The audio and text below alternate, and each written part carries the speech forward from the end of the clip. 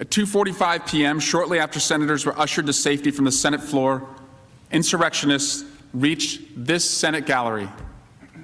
The following video was filmed by a New Yorker reporter.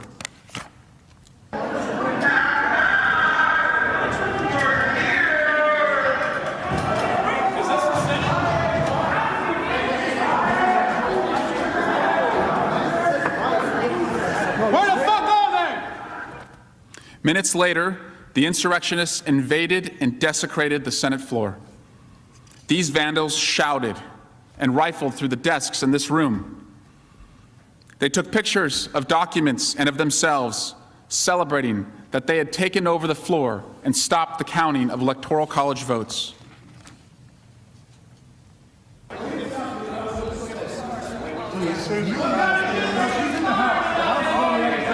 I want to just get a snap of that. Yeah, I took a picture. Hey, how did y'all get down there? Go down the stairs. And look here, look. Ted Cruz's objection to the Arizona. His objection. He was going to sell us out all along. Really? Look, objection to counting electoral votes of the state of Arizona. Can I get a photo of that? Wait, no, that's that's okay. All right. He's with us. He's with us. There's got to be something there we can fucking use against these scumbags. Quit acting a fool, man! America's Republic. Oh no, this is good stuff. Hey! Quit acting a fool! Larry Brock, who was arrested for his role in the insurrection, was photographed on the Senate floor wearing a helmet, tactical gear, and carrying flex cuffs. This man, also in the Senate gallery, is Eric Munchell. Like Brock, he was dressed in what appears to be tactical gear, also holding up flex cuffs. If the doors to this chamber had been breached just minutes earlier, imagine what they could have done with those cuffs. After insurrectionists occupied the Capitol and stopped the joint session from counting the votes, the Capitol was in lockdown for 5 hours.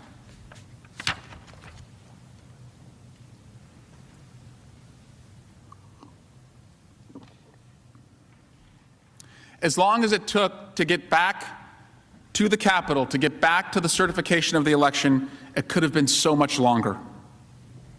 Or we might not been able to have resumed at all. As horrific as it was, 140 officers injured, 3 officers who ultimately lost their lives. We all know that awful day could have been so much worse.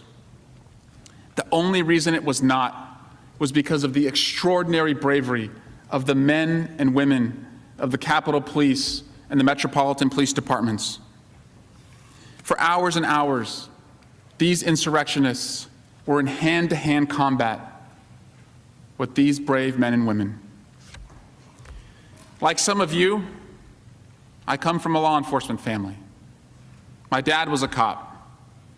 My 2 brothers, my little brothers, are cops who walk the beat today. I'm proud of them. And like in every law enforcement family, when we hang up the phone, we don't only say, "I love you," we say, "Be safe."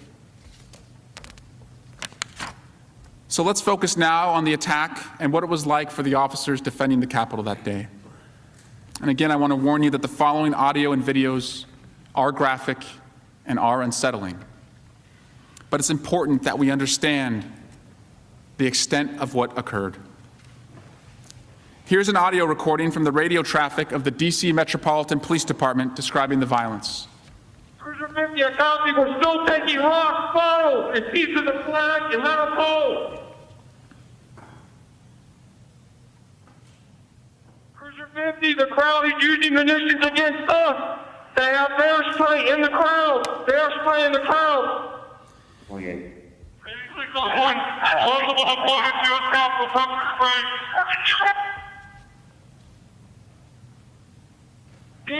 DSO, I need a ramp up here. You hear the officer describe they're using munitions. They, the rioters, are using munitions against us. This video shows how the sprays that were described were used against the officers.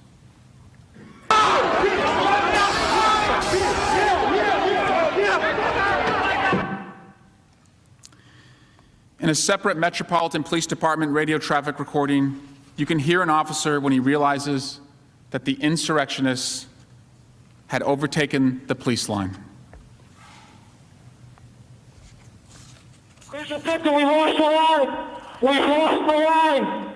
All MPD, pull back. All MPD, pull back up to the upper deck.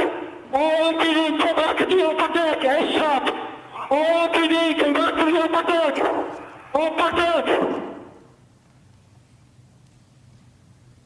There's a victim who blinked. 1033. I repeat, 1033, west part of the Capitol. We've been blinked and we've lost the line. The MPD officer calls out 1033. That's the code for emergency. Officer in need of assistance. His words, we've lost the line. Hours after members of the House and Senate had left this area, on the west front of the building, the mob continued to grow, continued to beat the officers as they tried to get in. In this new security video, you can see the mob attacking officers with a crutch, a hockey stick, a bullhorn, and a Trump flag.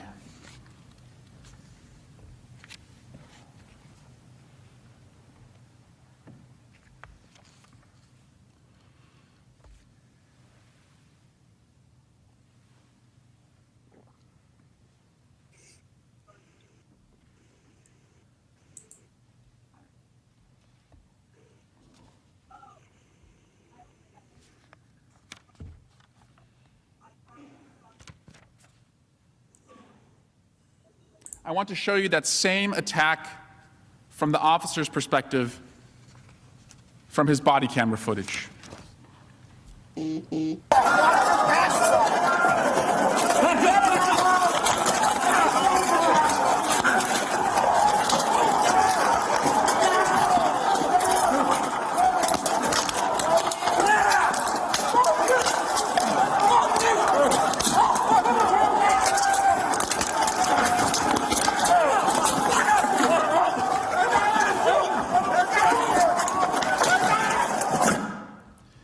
This body camera footage is from 4:27 p.m., over 2 hours from when the Capitol was first breached.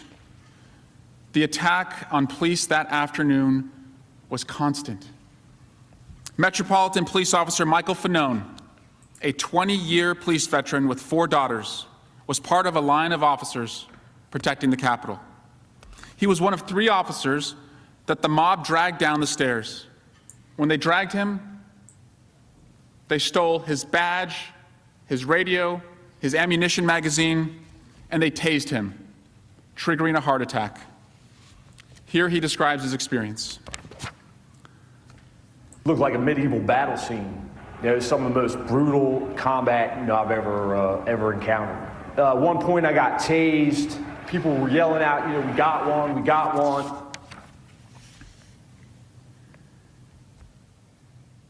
Officer Christina Lowry, who regularly serves in MPD's Narcotics and Specialized Investigation Division, also protected the front Capitol entrance. Here's her experience. I mean, I can't say enough about the officers that were there, the officers that were on the front line. And when I say the front line, I mean literally officers that were in a line, stopping these people that were beating them with metal poles. They were spraying them with bear mace. I mean, they did everything in their power to not let those people in. And this was going on for hours. Around 4:30 p.m., hours into the Capitol riots, Officer Daniel Hodges was protecting a West Side Capitol entrance when rioters who were trying to stop the certification trapped him between 2 doors. When Officer Hodges was interviewed later, this is how he described what was happening. They threw down a huge metal object that hit me in the head. I was also knocked down. The medical mask I was wearing at the time got pulled up over my eyes, so I was on the ground and blinded, and they started just attacking me from all sides. Rioters crushed Officer Hodges. He was wedged in the doorway, blood dripping from his mouth. He was struggling to breathe, all while the insurrectionists hit him. Officer Hodges' experience reminds you of what he and many other officers experienced that day, what they went through. We're also reminded of the 3 officers who lost their lives. Capitol Hill police officers Sicknick, Liebengood, and Metropolitan Police Officer Smith. In many law enforcement families, we pray for our loved ones, and we know the scripture of Matthew, chapter 5, verse 9. Blessed are the peacemakers, for they shall be called the children of God.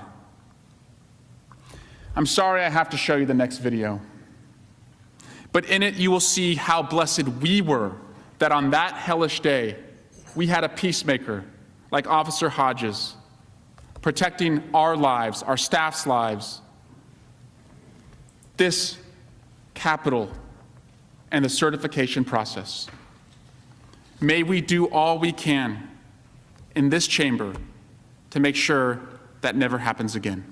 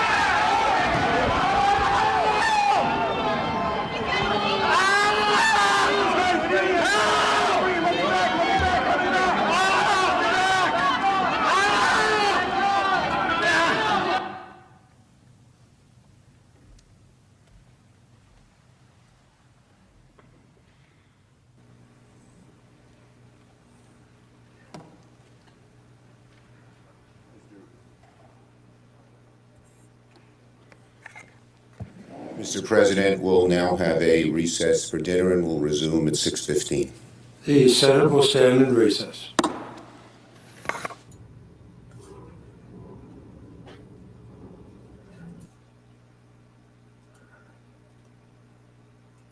Oh, guys, that's some brutal shit.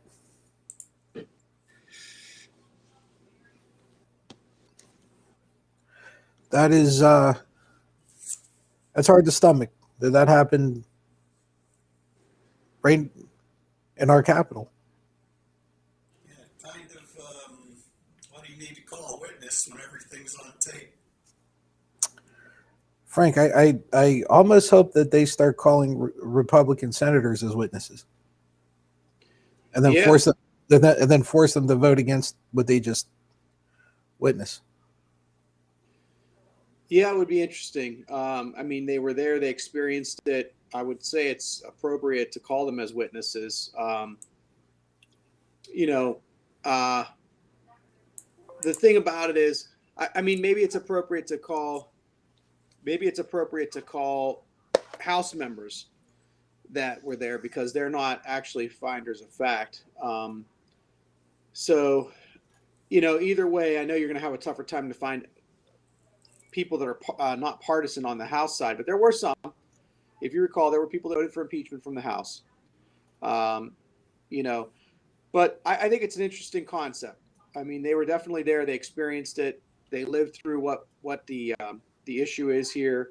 I mean, Trump's own words were "Go to the Capitol and fight like hell," and then this is what ensued. So, I really don't know. I think somebody sent around on the Discord earlier, about how can they vote if he's found not guilty, does that mean he's not guilty? And it says no, that means they're all guilty. And that's the way I feel about it too. It's just, who knows what's going to happen. I have a better feeling in this situation that when the actual vote comes down, if people start breaking ranks like the Louisiana senator did on the constitutionality issue, it's going to be a lot easier for the dominoes to fall, right? You get a couple more that say, I'm voting to find him guilty, a couple more Republicans in addition to those 6 that already voted for the constitutionality.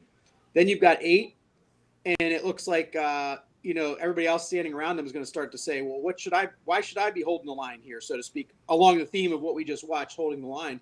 Why should I be holding the line for this jerk? He sent these people over here to do us harm, And yet, Lou, I don't have a whole lot of faith in these Republican senators voting according to what they've just seen.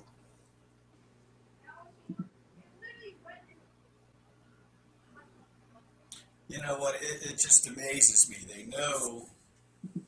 Everybody witnessed it. You know what you saw. Trump's off Twitter. Here's your chance to get rid of him forever. And you won't vote against him? You know what? His deplorables, they'll forget about it in 2 years. And I think that's really the part that's hard for me to stomach, right? It's one thing to view something and to say, yeah, you might be right, or no, you might be wrong. It's a whole nother thing to live it. Everybody in that chamber felt the fear. They felt the anxiety. They felt the terror of what these folks were doing, incited by our president. And yet, whenever it's time to vote, and they're going to decide to acquit him, I almost look at it like they want to continue to stay under the thumb, because 2 years in politics is an eternity.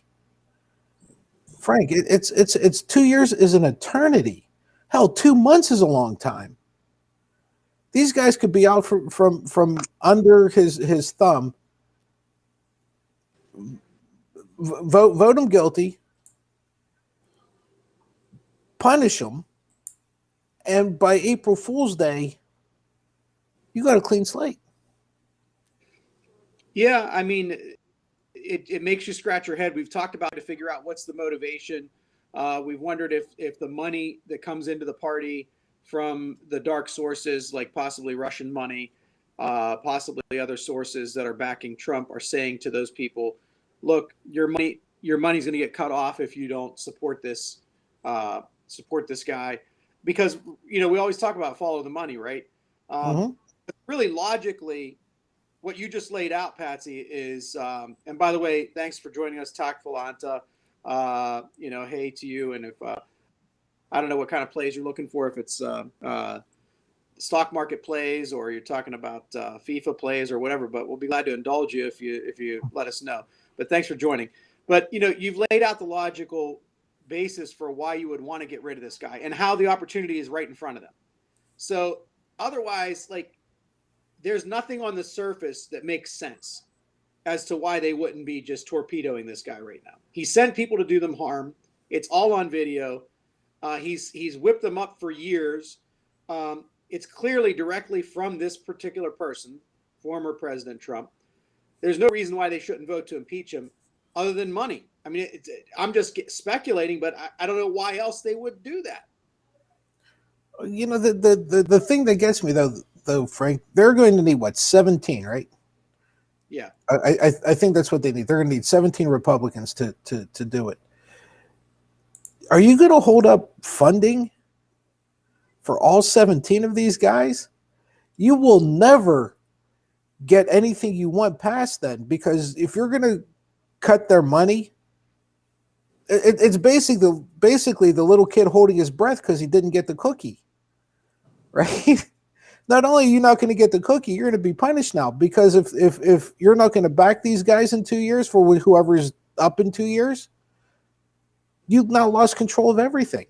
You're never going to get what you want passed. Are these folks just inherently cowards? Or if they'd see it that way. I mean, I think it's a matter of kind of forming a line, so to speak, and keep coming back to that theme. They have to feel confident that all 17 of those folks that would go and do that would do it, that they would all vote for a guilty verdict, and that they would support each other on down the line, that they will continue to have a unified front. Because if they do that and they keep that block in place, then yeah, you're absolutely right. I mean, anybody that wants anything done is going to have to get through those 17, legislatively, whatever. If they were smart, they would be able to sit down and say, look, we 17 Republicans who are moderate, who have a constituency that will understand and know that we had to do this. If we all stick together for the next 6 years, we're not going to feel any repercussions from this because everybody needs us. Okay.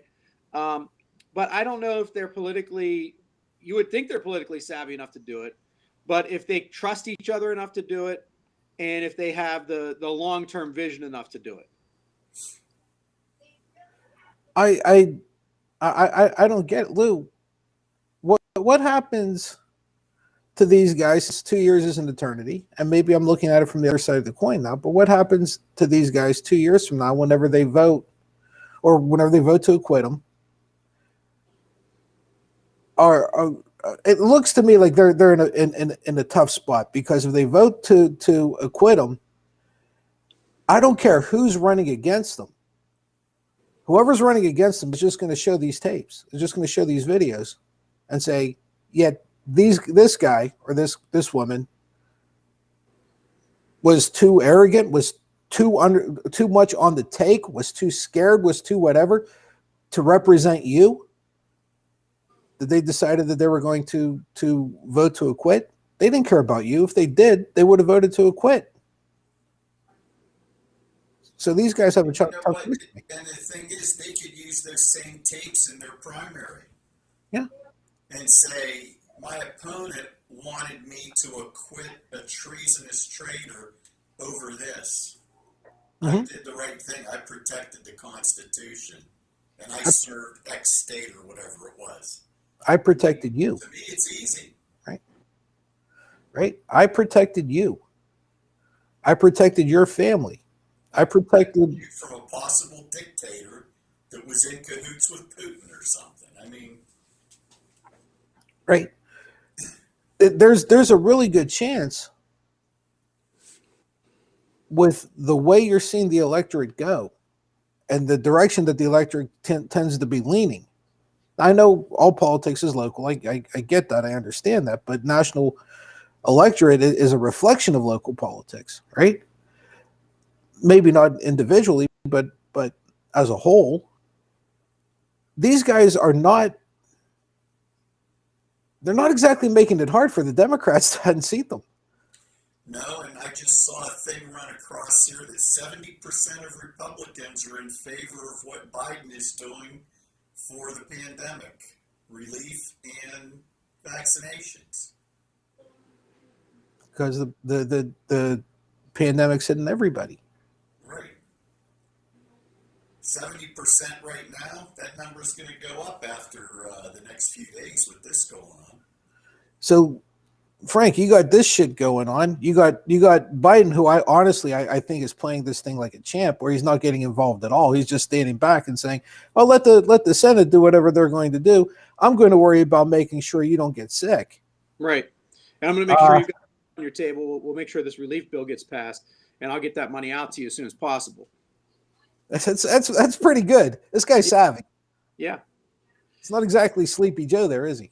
No, he's not. And you know, we talked about how the country is longing for some normalcy and longing for somebody who you don't wake up and say, what did this asshole tweet about last night? What did he say in the middle of the night that's going to piss off one of our former allies or one of our enemies to the point that they're going to want to attack us.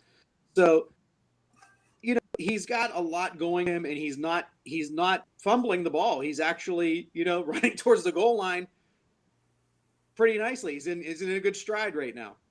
You know what I noticed about him is there's a whole lot of discipline there, right? And I don't know if we'd noticed the discipline if we didn't have 4 years of totally undisciplined, but there's a whole lot of discipline there where he's staying focused. He's staying on message. He's not venturing out one way or another. Even whenever he's being asked, even when the press is asking him questions, right? He's still staying on point, and he's still keeping that same message. He's just repeating it over and over and over again. And that kind of discipline, to me, sort of has a calming effect too, right? Because like even people who didn't vote for him, there's got to be at some point got to be a comfort level with these guys. You know, where they're saying, okay, I may not like him or I may not agree with him, but there's not that chaos. You know, I don't have that anxiety anymore.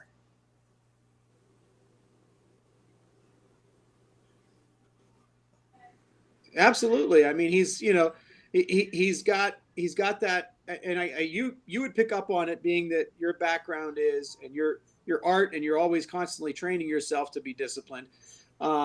It's something that, you know, we've talked about it before, youth versus experience. And here's a guy who's experienced in the political world.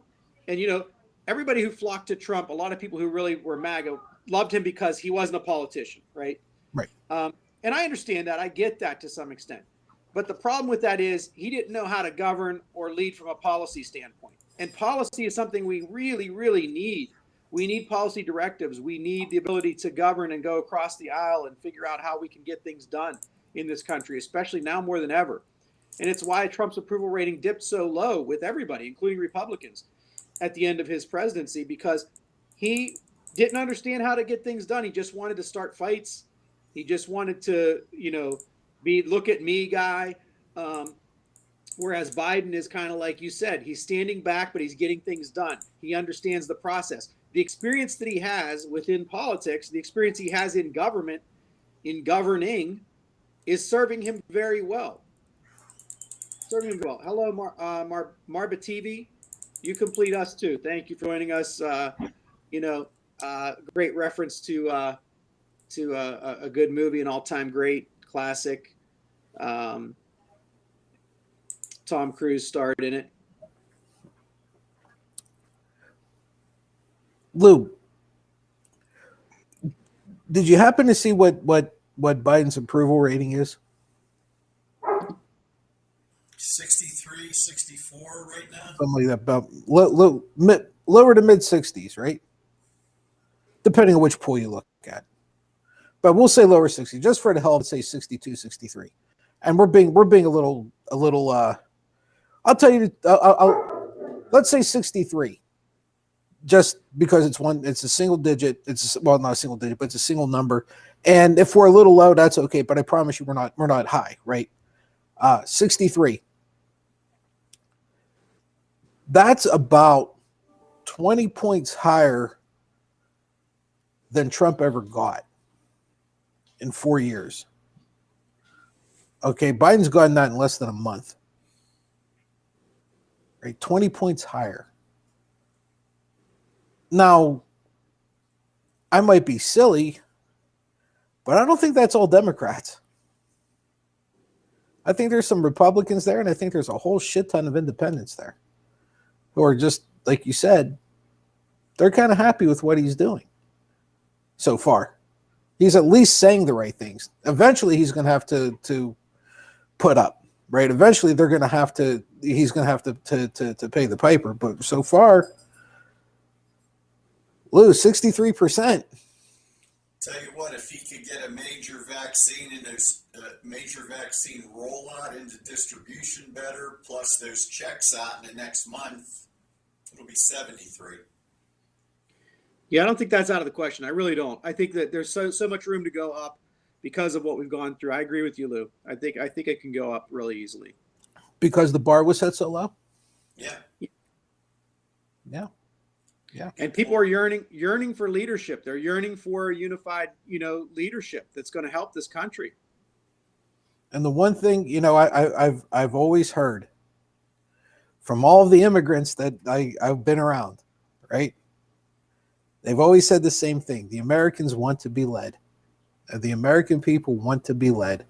They still haven't figured out that if they're an elected official, they're your employee. They're not there to lead you. They're there to represent you. And we still don't get that. We still don't subscribe to that, and that's causing a whole lot of problems. Well, it leads me to this point that I was going to make when we were talking about, look, I mean, I think the one other thing that's refreshing about Biden is there's no cult around Biden. Okay. Biden isn't somebody who commands like some demagoguery or, has a cult following. It's very American to criticize. It's very American to say, if you're not doing your job, we're going to hold you to account. And that's something that we should feel comfort in as Americans, that's back again. Look, I'll be the first one on this show to tell you if Biden doesn't do something right, that he's made a mistake and that he needs to correct it and that we need to hold him to account. Mm-hmm. That was severely lacking when Trump was in office. To question him was verboten. Okay. You could not question dear leader. That's what was being set up there. I mean, we on this show always did, but whether anybody within the government in the Republican side did, no, it never happened. But, us independents and Democrats on this show, I feel that it's very refreshing that we will be willing to hold our own party leader to account, and we'll call him out when he needs to be called out. A lot of that is this. We've talked a lot about sourcing, right? About where people get their news and how things affect our view. I'm going to show you guys something. Okay, well, I'm going to show everybody something, but particularly you guys. This is basically my Google News feed. Okay, now understand everything Google does is the algorithm is pretty much driven by your activity online, right? It tracks you, it follows you, it recognizes the places you visit and the things that you do, and it kind of tailors things accordingly. But there's something here I want you guys to see, okay? So like I said, this is mine. Yours might be a little bit different, but you're going to get the gist of what I'm telling you. We're talking about our sources, okay? So let me see here. Let me see if I can get this real nice and big, okay? Sorry, I just moved you guys all out of the way, but that's all right. So here we have, which is basically all of the coverage, because all I did was look for day 2 of Trump's impeachment trial, okay? That was it. And you kind of have all of these, it sources, and at this point, the Google News page is pretty much just an aggregate, okay? And it goes to opinion, and it goes to analysis, and then you got the Twitter feeds, and it has all this. But here we go down to all coverage, okay? And Horseshoe, the Republicans won the North. That's the Washington Post. The Guardian view on Trump's second impeachment, uneasy but essential. MSNBC, which is about as left as it's going to get, right? Impeachment trial asks whether American democracy has a future. San Fran Chronicle, New York Post, okay, New York Times. Pretty much all of these are opinion, okay? Look at Fox Entertainment. Democrats' second Trump impeachment is unconstitutional, hypocritical, and diversive. This was 2 hours ago. 2 hours ago. They're quoting Stefanik, Representative Stefanik, okay?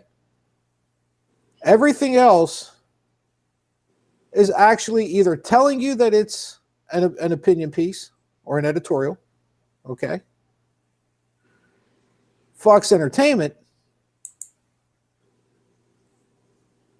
they drive the wedge. Look at everything else. New York Post, The Hill, okay? Independent, which isn't even American. Bloomberg, New York Times. Just go on down the line. CNN, Time. Good Morning America, for God's sake. Okay, that's about as generic as it gets right here. Okay, PBS. But look at Fox again, 2 hours ago. dude, how the hell can we expect anything to happen positively whenever you have a cancer that is the most popular network on cable television? How are we supposed to get past all this? How are we supposed to fix all this?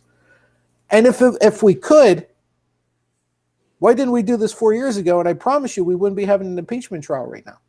And there wouldn't have been an incitement. Because what are people going to do? Trump's going to tweet something and Fox News is going to say, no, that's not what it is. A quarter of the people show up, if that. But they didn't. They played along with it. They drove the wedge.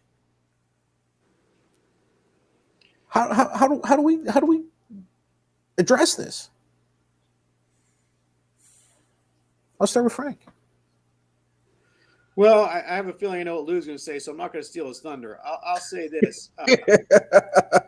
I'll say this. I think that article that you just showed is reflective of a couple things. One is they will not give anything to their viewers that lets them in on what's actually going on in the world, what's actually going on day to day.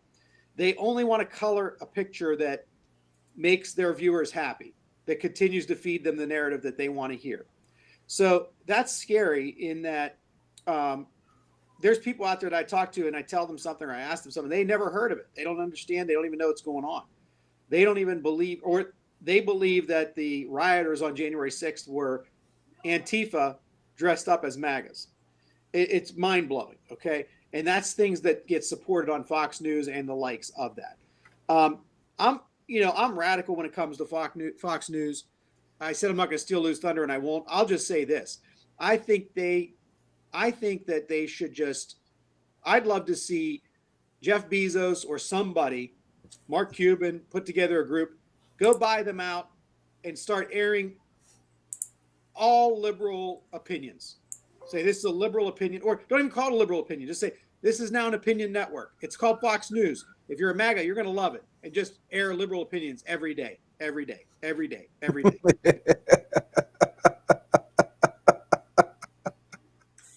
And you know the sad part about that? The same assholes that are spewing shit now would gladly do it for the same amount of money to stay on the network. Yeah. There's no legitimacy there at all, right? They're doing it for a paycheck. They'd be kissing their ass and, oh, I could do it for you. Yeah.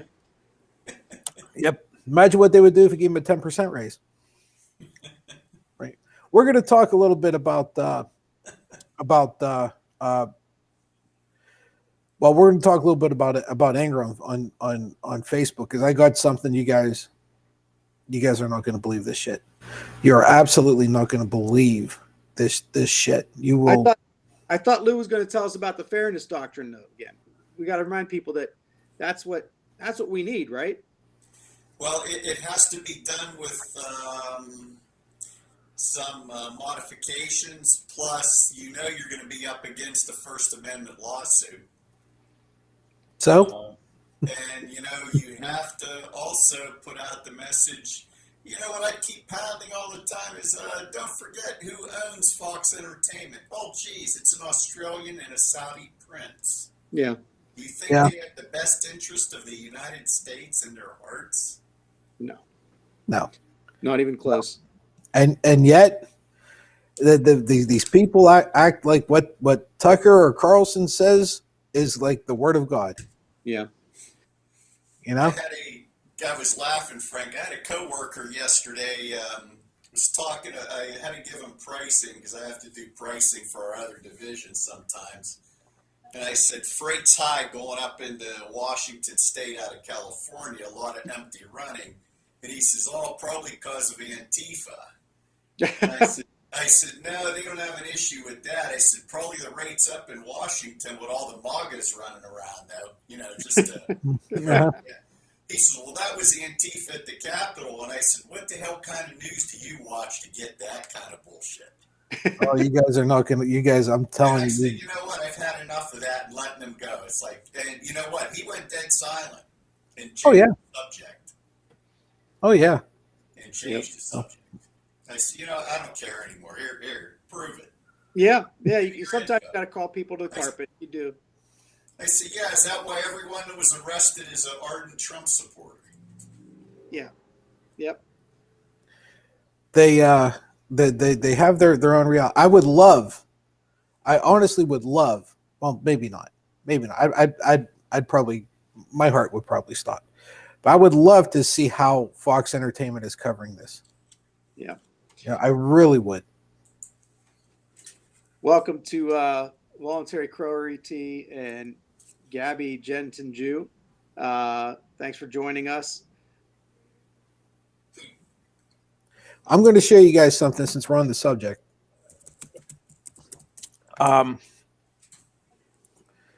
This might actually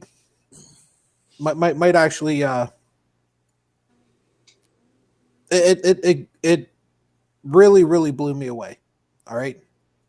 It really blew me away. I mean, to the point I was stunned. I mean, I was legitimately stunned. Okay. This, in case you guys can't figure it out, this is our Facebook page for the pod. Okay. This is it. Okay. Here's our show right now as it's going. There's a bit of a delay, but here it is. Okay. I put an ad out for the show. Okay. And for people who didn't see it, I put an ad out that was our post here. Okay. I don't know if you guys followed the Karen in Cleveland that got arrested because she decided to not wear a mask in the grocery store. It kind of went viral. Okay. Yeah, it was funny. Right. And and her name was actually Karen. But anyhow, this is the post that what was posted to our podcast or to our site. And these are the questions that were asked. Okay. Would you guys like to see some of the messages I got in regards to this? Absolutely. Yeah. Because this is stunning. Let's go over the public comments first, then I'll show you the private messages that I got, okay? We'll go with all comments first, okay? This will absolutely amaze you. This is where I have always said we have technology that has gone beyond our ability to comprehend things, right? As a species. Just look at the very first comment here. Mask wearing is not law, and they even capitalize law. Okay? Look at the next one. Now look, and I set this to all, right? So they're all comments. So this is, we got them as they came in. Okay?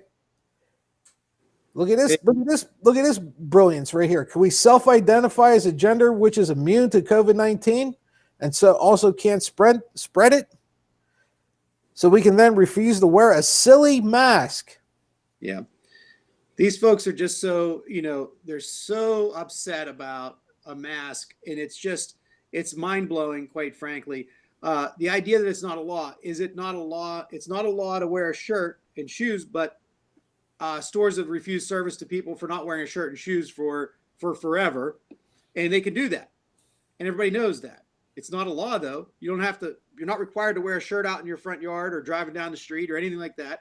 So these guys who are guys and gals who think they're so smart, they lack common sense. I'm sorry. And this idea that you're identifying as some other ability to have some form of immunity, it's medical. This is not, something where, you're talking about somebody's gender or people have a gender, they have X and Y chromosome, and you can look at that from a scientific and a medical standpoint. But again, if that upsets you that somebody makes a choice in their life about what gender they want to be, you need to go back and examine what's wrong in your own life that you're worried about somebody else's choice in that way. But if somebody doesn't wear a mask and they communicate a disease to your dad, your mom, that's going to kill them, or you, that's going to kill you, that has a right. You have a right to be upset about that. And a business has a right to protect their customers and their employees. So I'm sorry, but you're just flat out wrong, and you're stupid to boot. I'm sorry. Oh, wait, here's this rocket scientist. First off, there is no state or federal laws Frank, I don't know what to tell you. I guess the money you make isn't real either then, right? Right. Well, again, businesses have a right to choose if they want to serve somebody or not. It's a private business. It's not run by public money. Public comes in and spends their money there. If you don't want to spend your money there and you want to put them out of business, then choose to do that. That's what a lot of folks do when they get mad at a business's policies. They say, I'm not going to spend my money there, but it's their right to serve who they want to serve. Here's where I wanted to get to. I wanted to, because now you're going to start seeing the anger. Remember, I was talking about. I want you guys to check out the anger. Okay. Here's this brain surgeon. Okay. Yada yada yada yada. If people do not soon begin resisting, this will lead to a complete collapse of the economy. At this point, you are all going to wish you died from the hoax pandemic. Okay? Now wait, it gets better, Frank. I'm not done, because now you're going to start seeing the anger. I couldn't resist myself, right? I honest to God, I couldn't. I asked, how do you die from a hoax? Okay? And yeah. I'm sorry, I couldn't help it, but I had to do it, right? Yep. So this clown responds with, you tell me, yada, yada, yada, yada, yada, yada. He goes down this rabbit hole about the flu and cancer and all this other bullshit, right? But here's where the anger comes in. Do some research before you ask stupid questions. Okay. At which point I quoted him and said, at that point, you're all going to wish you died of the hoax pandemic. And then I responded with, well, I guess I must have read that wrong. My apologies. Okay, I'm sorry. I obviously misunderstood you. Okay. Here's another brain surgeon. There's no such thing as law. Even murder is only a contractual policy violation after conviction. Okay, right? Mm-hmm. So you're seeing all these armchair quarterbacks, so to speak, Frank. It's kind of fringe element. By the way, okay, go ahead and enjoy your Rockstar Tactful Kings, Tactful Kings, and Marie SOCIT. We stream Wednesday, Thursday, and Friday. About 5:15 we come live. 5:15, 5:30 we come on live. Just about every Wednesday, Thursday, Friday. And welcome to Harlaw YMPT. So these are the fringe people that have been fed their news through the algorithms that you talked about earlier. They get those same algorithms. Real quick anecdote: the lady you remember the lady out in Las Vegas that was ripping the masks off the store shelves in Target because she was so angry at the masks? Yes. Remember? Okay. Yeah. These kind of people remind me of her. Okay, they're just angry to be angry, right? Listen, this has been a tough year plus with the pandemic. People are stuck inside. People don't have the same routines they had. My friend just sent me a video. You remember Jorge, who's been on our show? He sent me a video of me singing at karaoke one time, doing a Gino song, and I managed not to butcher it. So it was fun. But I looked at it. I said, "Gee, I forgot that." He said, "Well, it was 2 years ago, because." 2 years seems like 10 years in this pandemic, and it's the point we're getting to. And I feel like, a lot of folks have been searching for answers because they're just baffled by what's going on in the world. It's something that's been hard for everybody to deal with. So they start searching for answers, and this lady in Las Vegas is an example of it. She went for answers to this issue. She got led down the rabbit hole, and she started to believe all these crazy things that these people are typing. And when she got caught on camera tearing these masks off the wall at Target, her husband confronted her, her own husband, and said, "Honey, I love you, and I care deeply about you, but this has got a hold of you, and you need help mentally." And they sat down and talked it through, and she agreed. And she went and got help, and she's gotten herself out of this way of thinking. Okay, and she went on to talk about how this really gripped her, and that she sees other friends struggling with this, but she can't even try to help them because they just shut her down when she tries to explain to them how she got sucked into this way of thinking. This is exactly, when you show me this stream, this list of people's comments, that's who they are. They don't even realize how brainwashed they've been. Another brainwashed psycho that doesn't know the science and believes in the germ carrying mask. I shit you not. Okay, so these are the morons. Let's get to the anger. These are the private messages we got. Okay, these are the direct messages we got. Frank, when I tell you, holy shit, I'm going to start off with, holy shit. Let's start off with this Gary Walcott asshole. All right? What a fucking moron you are.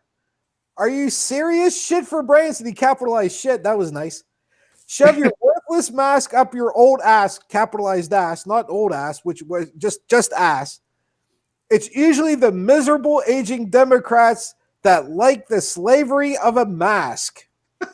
Okay? Yeah. So we're gonna start getting into some personal shit now, right? Okay? Wait till you see this guy. I couldn't resist myself with this one. Okay? So again, he comes in, no law, no statute. Yeah, well, he spelled that wrong, obviously. Right. So my question was, because I was totally dumbfounded at this point, right? I'm like, there's no law against trespassing? I said, I'm not understanding what you're saying. Okay? His comment, she refused to leave because of a, quote, law that is not a law. The trespassing is the result of persecution. It is vile. And here's the part where I lost my shit. I mean, I actually threw something. I guess she's the new world Rosa Parks. Okay? So I responded with, she was arrested and charged with trespassing. There's nothing unusual about it. And I actually sourced him 4 places telling him that, look, apparently it is a law. He said, okay, live in the clouds, guys. Have fun with that.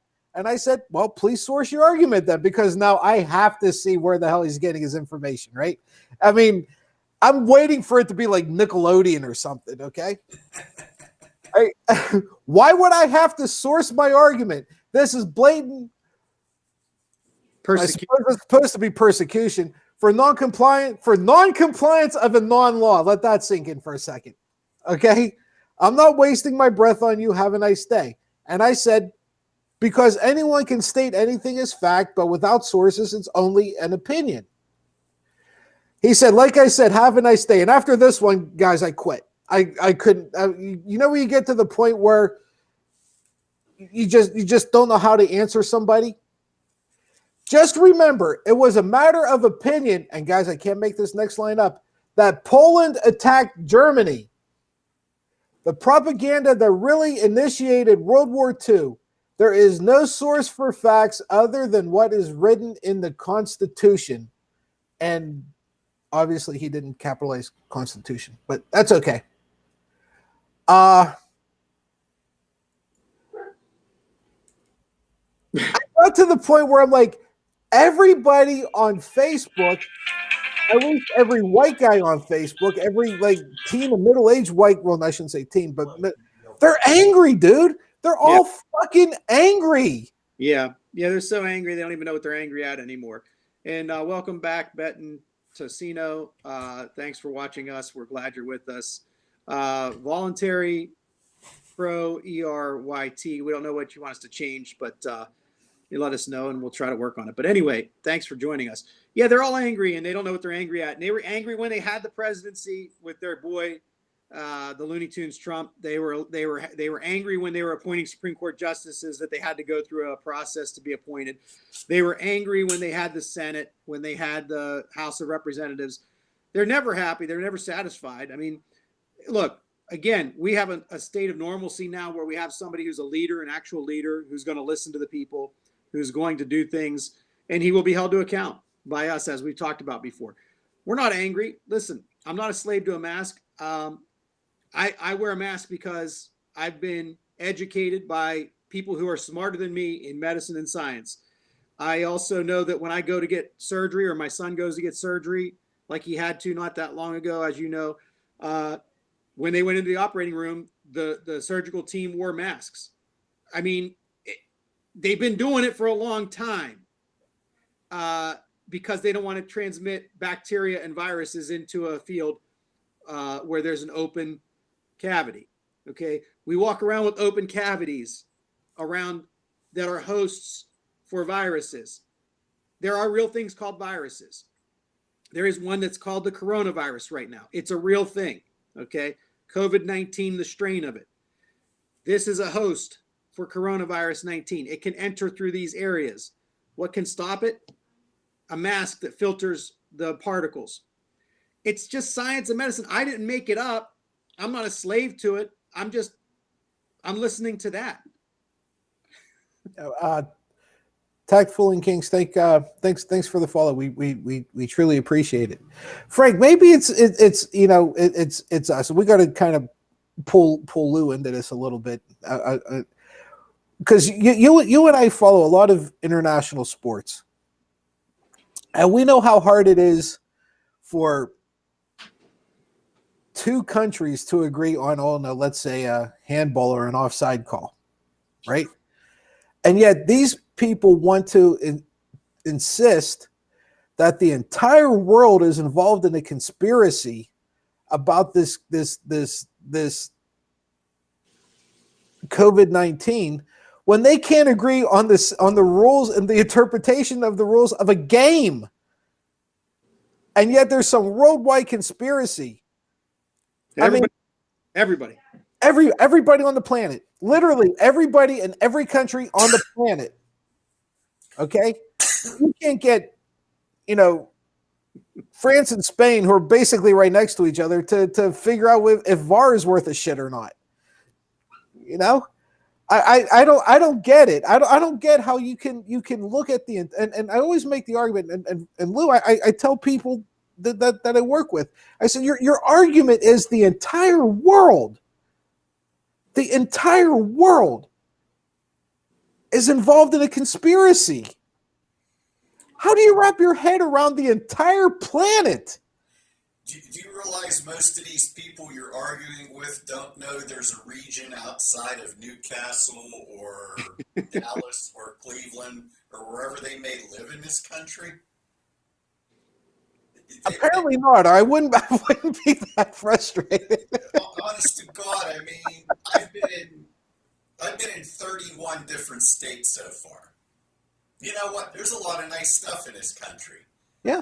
But I'll tell you what, it's the mentality sometimes. How many people do you know that have never been on a vacation outside of sitting on your front porch when they're off drinking beer or something? Yeah, outside of Mayberry. I mean, truthfully, they haven't gotten out to see anything. Yeah, it makes a big difference. When you travel, it informs your opinion. Frank, you've been all over the place. Yeah, I mean, I'll just throw this one too. I used to have an office in Newcastle and an office in Elwood City as part of a partnership that I was part of, right, back in the 90s. And there were folks in each of those cities, in Elwood City and Newcastle, that when I would say, I'm down in Elwood City Tuesdays and Thursdays, and that's when they wanted their appointment. If they were, from Newcastle, and they'd say, no, I'm not driving down there, or vice versa. The Elwood City people would say, I've said I'm in Newcastle Monday, Wednesday, and Friday, and if they wanted to come in on one of those days, I said, you're gonna have to come to Newcastle. Oh, I'm not driving to Newcastle. It's like 15 minutes. A 15-minute, 30-minute drive at worst, right? Yeah, from one end of Elwood City to the furthest end of Newcastle, and it's like crossing the freaking Alps for these people, right? And Lou, you know it, but yeah. I mean, being around the world and going around the world, it opens your eyes. Even within our own country, traveling region to region, you see so many differences, and it opens your eyes to things. And I've traveled to Texas quite a few times. Lou, have you been down there? Yeah, I've been there a few times. Yeah. So the thing that gets me about that is there's always these horror stories every time the MAGAs want to justify the wall. I mean, I've been across from Juarez. I've been, Juarez, Mexico is one of the roughest places. I've been right across from there. I've been in San Antonio. I've been in Austin. Austin's a great place. But, I don't see these hordes of people, that they're claiming are, all over the streets and causing all these problems. I've never seen anything like that.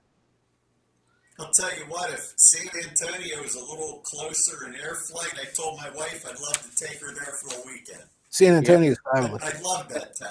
Yeah, that place is fabulous. I was like, this place rocks. Yeah. There was one place in Texas I would live, it would be San Antonio. Yeah. Yeah, that place it's phenomenal. And you don't realize the population, like drive through Houston and Dallas, Fort Worth area. It's just unbelievable how many people are there, and the traffic and the business, and It's just amazing. And here we are in Mayberry. Yeah. The thing is, think about Elwood cracks me up. I knew a guy who didn't want to take a job in Newcastle because he thought the drive was too far, even though the pay was higher. I'm like, it's like 10 miles. I've had people tell me, your wife drives to Youngstown every day. It's it's 22 minutes. Right. For her to get to work and park. Yep. Right. Think about it. It takes me 12 minutes. Yeah. Right. It takes me 12 minutes. So it's 10 minutes longer. I did this one social experiment.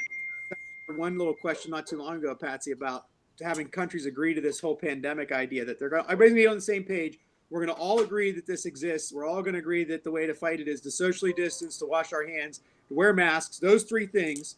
We're going to all agree to that worldwide. We're going to all agree that, that you have to quarantine for 14 days after being exposed. Everybody's going to agree to all this stuff, right? Try this one. Next time you're planning a little get together, a party or whatever, let's say you got 10 people coming. The only way that we're going to eat anything is everybody has to sit down in their own home, write down what you want to eat. We're only going to eat one item. It can be a sandwich with all different lunch meats on it and cheeses and dressings and stuff. It could be a pizza with different toppings. Whatever it is, it's one item. Everybody has to unanimously agree to it. How long do you think it'll take you get 10 people to agree to one item to eat? You'll never have the party. It'll never happen. Right? You know what I laugh about too? Those people that are sending you the hate mail. I guess and to Frank and I too. Well, yeah, it's ours. Yeah. Talking about the masks, they fail to see the irony. They're probably the same ones that supported that business for not making a cake for a gay couple. Yeah, probably. Yeah. But they're pissed because the same business tells them to wear a mask when they walk in. Right. I mean, it's incredibly ridiculous. Mayor's Austin, glad you're here. Thank you for being here. I don't know if you guys saw the video or not of the. Of course, it was in Florida because that like if the country needs an enema, it's gonna go to Florida, right? That's where it's gonna happen. We might be the armpit, right? But Florida is our asshole. It really is. It's terrible. That place is terrible. It's a reflection of leadership. Let's be honest. It is. Where they had this small business, little mom and pop place that decided that they weren't going to enforce the mask thing, and I guess the mayor or whatever it is of the small. It wasn't a big town. It was just a little. It was a Florida version of Mayberry, and they decided that the governor, or I'm sorry, not the governor, but the mayor decided that they were the city. If you were in the city limits, they were having a mask mandate. Okay, that's what they were going to do. Well, this asshole owner of this little shop, it was like a grilled cheese restaurant type thing, decided that they weren't going to do it. So they have this huge rally, or at least huge rally for this area. So it must have been like 50 people, right? And the police came and basically broke it up and arrested people. And there was a lady who lived on the second floor above the thing who was yelling at these people, say, put on a mask. Don't you understand? You're putting me in danger. You're putting people at risk. And this asshole's yelling back up to her. Well, then you can just stay in your house if you don't want to, just stay in your house and you won't be exposed to it. And I'm thinking, you asshole, if you don't want to wear a mask, why don't you stay in your house? Yeah. I mean, you have a mandate that says wear a mask. You don't want to wear a mask? Don't go anywhere. Stay home. Right. What is this innate desire people have, or this incredible need to just be an asshole? I don't get it. Right? I mean, there's a lot of things that happen, and that even happen here in Mayberry that, boy, I just have fundamental problems with. Okay, But I'm not going to, put a sign out in my front yard about it. I'm not going to put these things on my cars as I'm driving all over the place. I'm sure as hell not going to be part of a two-man riot or a two-man insurrection because I don't like what whoever is doing. If that's what it is, I just won't participate. I'll just stay home. And if I have to go someplace, well, then I guess I got to comply. But you know what? I can get a lot of shit on Amazon. I'll never have to leave my house. Yeah. I don't get this desire to I'm just going to be the biggest moron I can be. Right? Forget everything else. Forget, I'll just embarrass myself. I'll embarrass my family. I'm just going to be an asshole. That's it. That's all there is to it. And do it intentionally. It's not like I'm even drinking, right? It's just, I woke up in the morning. I'm like, I'm going to be an ass. I don't get that desire, that innate desire that these folks have. Right? Lou? You know what? It just amazes me, because it comes down to, my thought is, okay, how were you raised? Didn't your parents say respect other people or treat them like you want to be treated? Yeah. I mean, all it is courtesy. And then you're saying, well, you know what? Then the right defined political correctness is being a moronic asshole is what it comes down to me. Whatever happened to common courtesy? It's not political correctness. It's being courteous to your fellow citizen. That's all it is. Don't be an asshole. And they made an asshole. Well, they're equating that with elitism and no education or whatever. I don't know how. It just boggles my mind. It's just courtesy. Manners. That's all it is. How simple can that be? Frank, it's selfish as hell. It is, and it's people will. There's people that will do good and do right, and people do it, and there's always a tactful way to do things, and sometimes I try to figure out how to be able to say to somebody that's out and about, hey, can you pull the mask up? And I just never say anything because I know it's not going to come across as I'm going to come across as the asshole, even though they're the asshole because they're forcing everybody else to breathe their germs, right? Mm-hmm. But I think about one of our friends, Mark Caravaggio. Yeah, I do. Yeah. Yeah. So Mark used to be a part owner of a restaurant here in town, in Newcastle, Mm-hmm. and people would do all kind of crazy shit at the restaurant. Like they would walk out with, the you see them in every Italian restaurant, the cheese, Parmesan cheese, glass cheese holders with the silver thing on top of them. Uh-huh. You know what I'm talking about? Mm-hmm.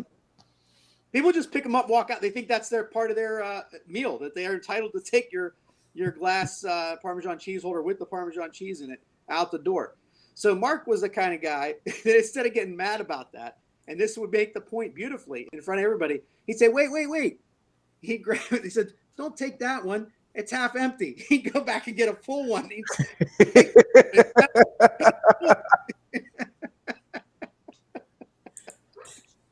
So, oh my God. I just need to figure out a way to do that kind of stuff with the mask. If you guys have any ideas, if our viewers have any ideas, let's brainstorm around it. Yeah, honest to God, right? Because I'll tell you a story. This is a great story. Somebody in our our Discord channel, I've known for quite a while. I actually instructed her son. She is amazing at Tai Chi. Okay, been practicing for probably 35 or 40 years, just forever. She's been practicing. She actually came on my floor and taught. Would do like a little mini seminar, an hour and a half long seminar. And she has an instructor that she's I think, as far as I know, she's only been with this one instructor. This is the only instructor she's ever had, so she's very happy with him. And he had this one guy who was very disruptive. He was constantly just being an asshole. This stuff will never work, and this is stupid, and yada yada yada yada. And so instead of just throwing this guy's ass out, what the instructor did is after one class where apparently he had enough, he actually made up a certificate Okay. And he handed it to this guy. And he said, "There is nothing more I can teach you." And gave him the certificate and said, "Have a nice life." Yeah. And it was the most brilliant thing I ever heard in my life. That's wise. That's the wise way to handle it, right? Yeah, and I was like, I don't know who this guy is, but I want to start learning from this guy. Because I'd have dropped 5 F-bombs before you could blink, and and just went on out of my mind. Yeah. That's a Siggy. I'll answer the question. I don't have a problem. I'm 52. Yeah, and Patsy is as well. So we've been around long enough to have lived enough life to have backaches and knee aches and all that kind of stuff. But all kinds of aches. Enjoying life too. So welcome to the show. Yes, thank you very much for joining us. We're not going to tell you how old Lou is. I'm older than them. Here, I'll give them a quiz to make them look something up. I was born 2 months to the day before the first Sputnik rocket was launched by Russia. How's that? Well, I'm going to have to look up what the hell the Sputnik launch was. With all our viewers, we always have fun on this show, even when we're pissed. So, ask us anything. We'll probably answer most of your questions, but and we'll do it in fun ways like Lou just did. But yeah, let's brainstorm about how we can get people to pull up their mask or wear their mask without being causing people to be upset about asking them to do that. Yeah, it's very hard to get people to not initially just be very defensive about it, right? Yeah, it's a natural reaction. I mean, I get it. I do. And I guess my and Frank and Lou, you guys both know me. I'm a product of an environment where if you say black, I'm going to say white, right? I am. That's how I roll. But this whole mask thing, look, I'm not a big fan of it, but I don't think anybody is. Right? We realize that we have to sacrifice a little bit, be inconvenienced. Okay, when your sacrifice is just being inconvenienced, it's not like you have to go on the other side of the Atlantic and dodge bullets for people you've never met. Right? We're asking you whenever you go to Giant Eagle to put on a freaking mask. Yeah. How long do you have to have that mask on? Half hour? 15 minutes? And you know what? If you watch the numbers, if anybody pays attention to real COVID numbers, you've noticed in the last 3 weeks they're trending downwards in Pennsylvania, in Ohio, in New York, some of these other states. Why? Masks. We're wearing masks. Yeah. And it's simple. You know what? When I feel more at ease going to Pittsburgh where it's crowded sometimes. I'll run to Costco or somewhere else with my wife than I do going to Newcastle to some stores. Why? Some places here, yeah, I agree. Just everybody wears a mask there. Yeah. The scariest thing that I do during the day, go to Sheetz. Yeah. Oh yeah. Oh yeah. Right? I mean, I got the Sheetz over here in Union Township, which isn't too far away from me, but 2 nights a week I stop at the one in the Shannock Township. It's a crapshoot. Either place, it's an absolute crapshoot. If people are immersed. Why is it so hard? I was going in Lowe's quite a bit when I was remodeling here. Oh my God, there were some days it was 50-50 mask and no mask. And you know what? I'm to the point, Frank, and I don't even get pissed off at the idiots that don't wear the mask anymore. I get pissed off at the store that lets them in and is more than willing to wait on them.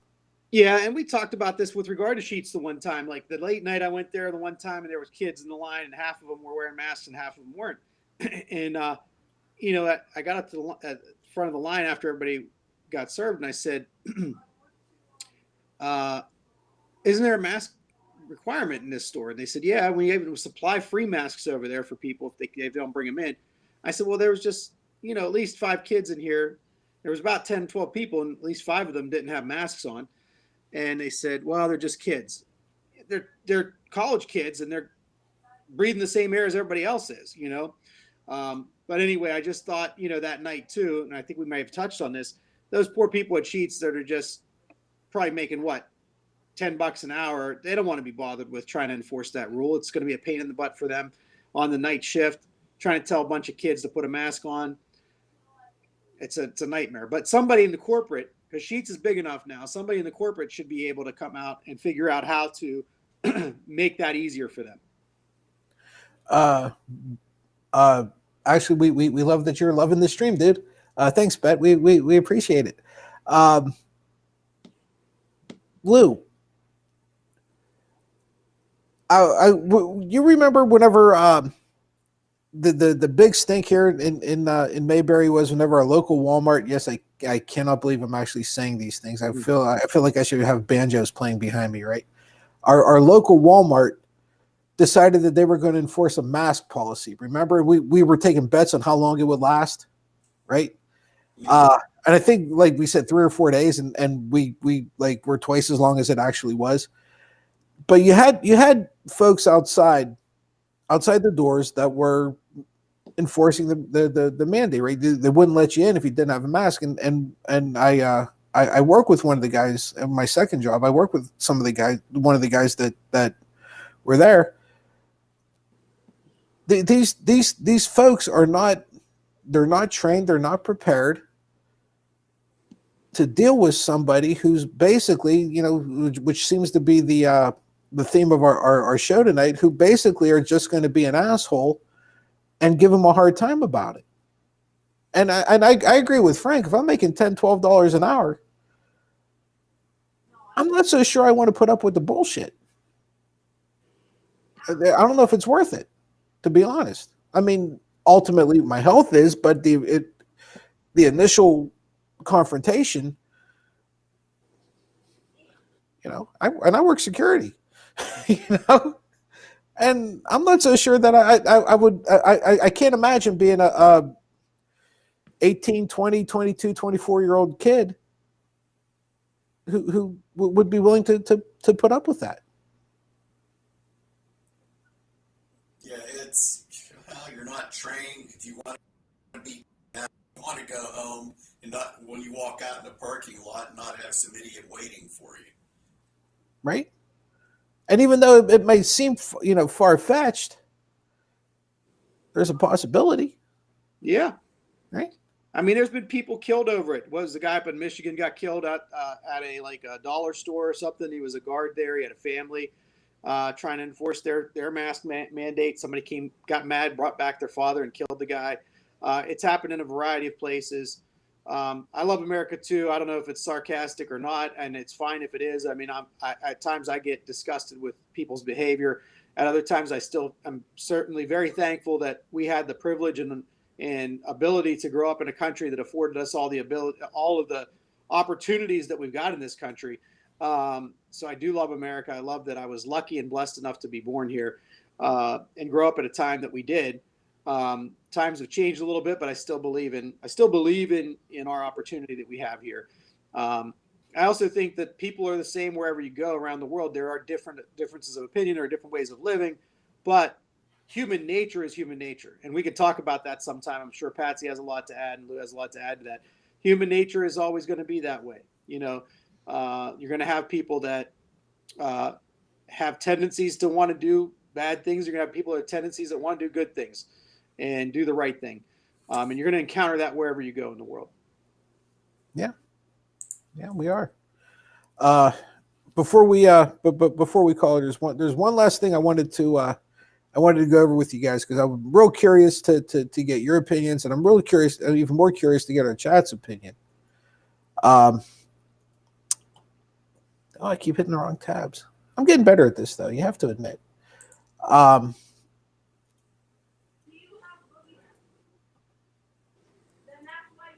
And here's what we're looking at here. Okay.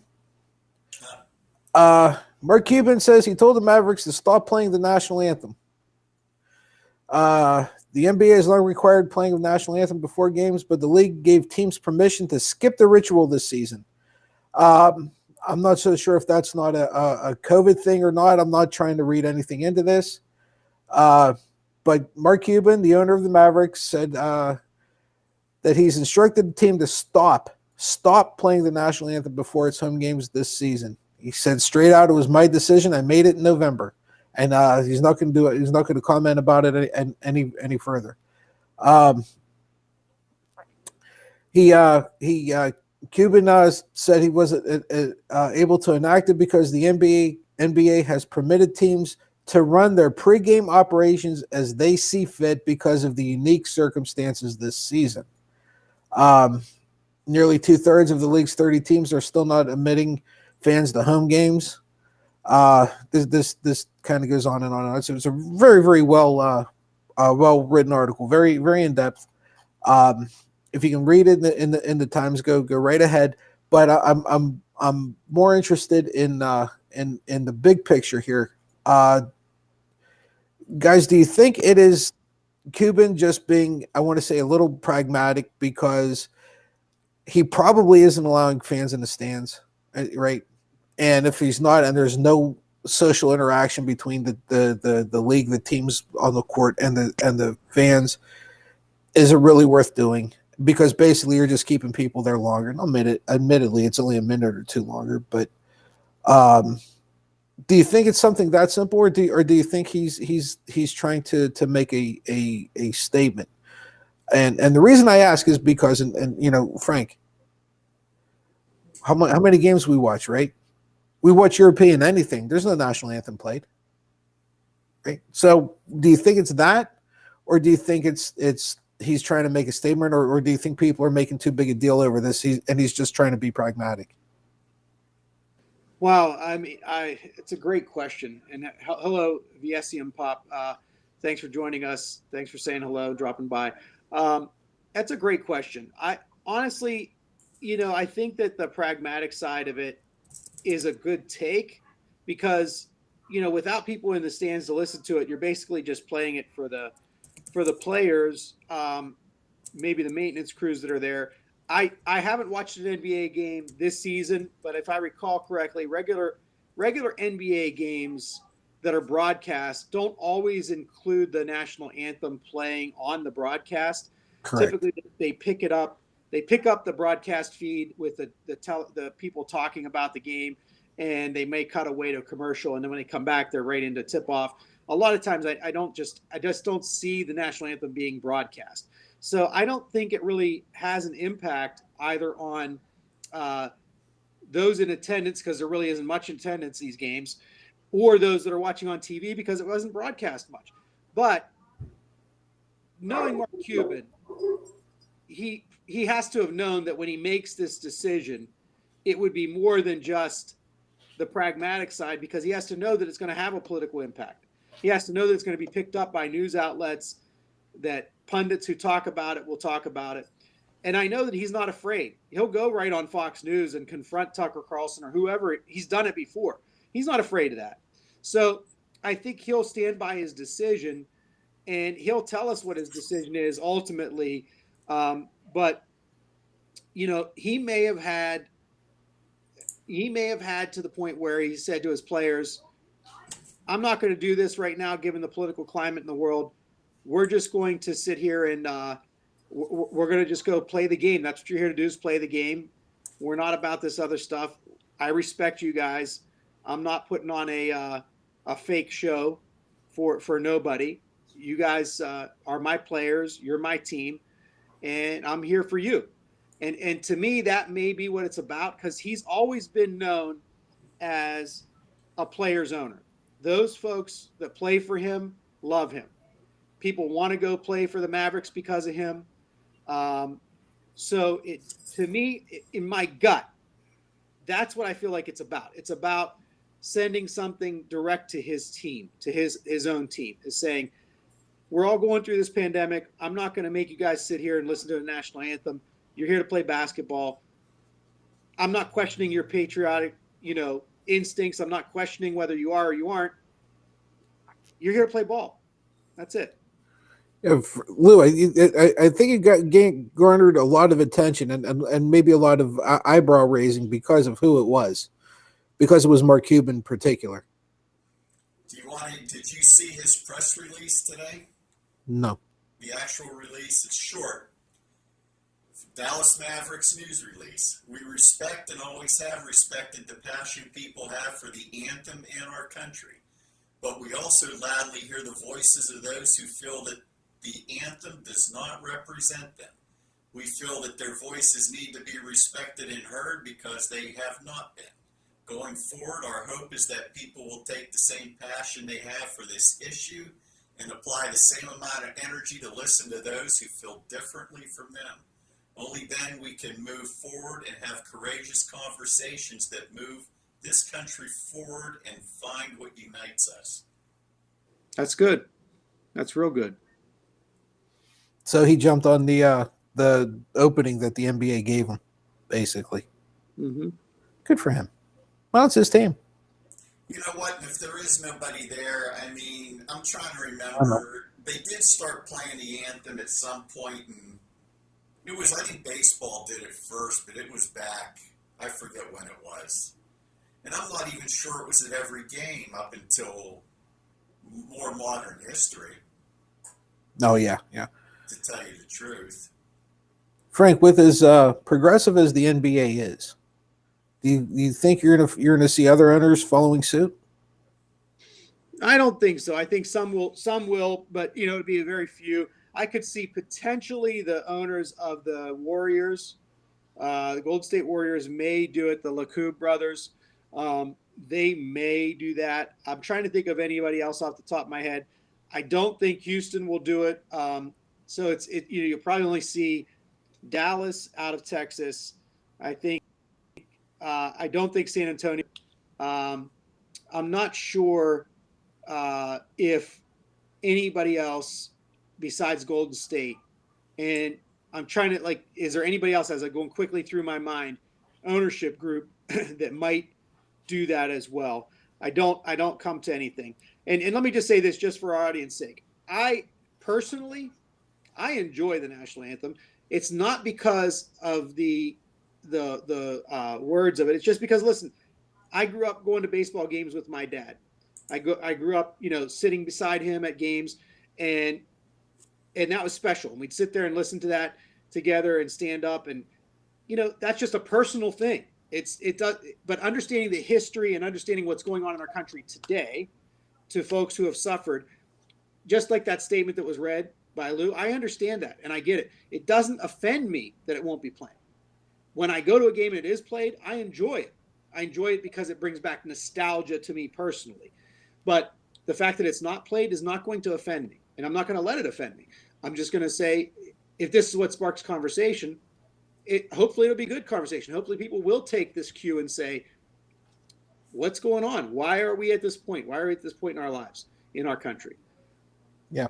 Yeah. So who was the Fox News? Who was the first Fox News tonight? Cuban, a commie, anti-conservative bastard. Well, probably one of the three idiots on the couch. Yeah. Yeah. Oh, well. Okay, guys, great show tonight. I say we I say we kill it here. Everybody, thank you for joining us. We truly do appreciate it. We will be back tomorrow, same bat time, same bat channel. And until then, though, everybody, we want to thank you so much. Goodbye. Good luck.